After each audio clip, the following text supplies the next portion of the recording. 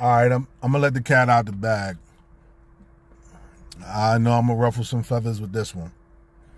So everybody co-signs young breezy Chris Brown being the flagship artist that takes the stick from Mike Jackson to keep going.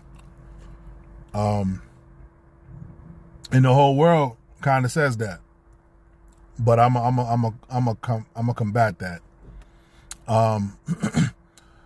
If Bobby Brown would have stayed the course, I give Bobby Brown that stick to hand off to one of these two gentlemen.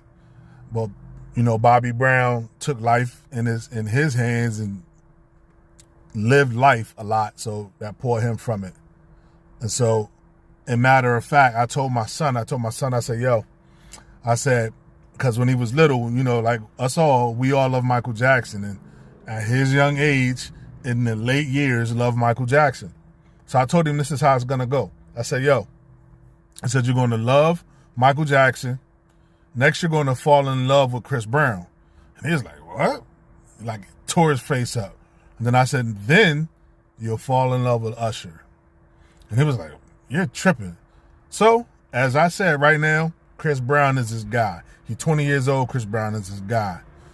And once he matures a little more, Usher going to be right around the corner because, we know how I go to my brothers out there who understand.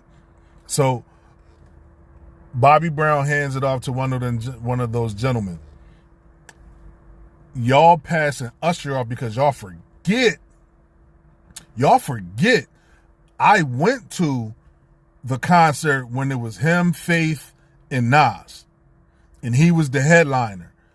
And I watched him perform every vocal, every dance, no background, if I'm not mistaken, without no backtrack playing.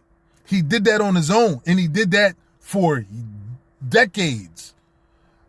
Chris is my guy. I love Chris. Like, Chris is so dope. But it hurts me every time I hear them backtracks. Or when he takes time off to give the crowd the mic. Pause. But I'm going to give it to Usher.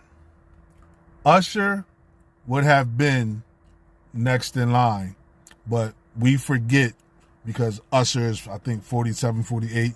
And Chris Brown is still a young man. So I give it to Usher.